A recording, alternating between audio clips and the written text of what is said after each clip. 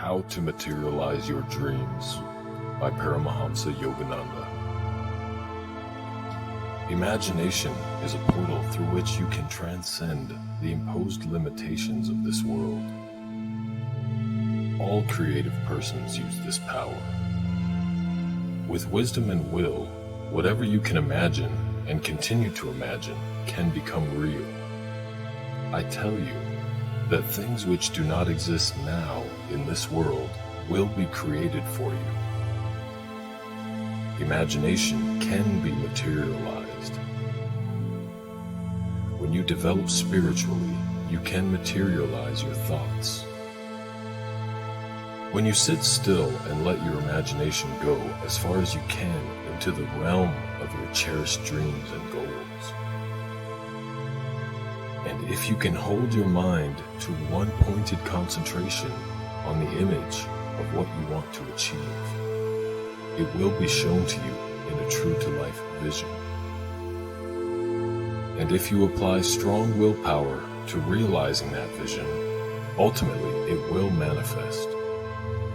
Healings can be effected, successes attained, disasters in your environment lessened or avoided, seemingly impossible needs or worthy wishes fulfilled. Your mind, united with your soul, is such a powerful dynamo of spiritual existence. And yet, you don't utilize that power. Why shouldn't you? By increasing the intensity of your concentration and calmness, you can consciously realize your connection with the unlimited realm of the astral world.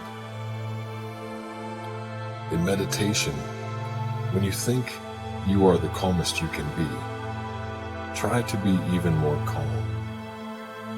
Gradually, your consciousness will become attuned to that higher dimension.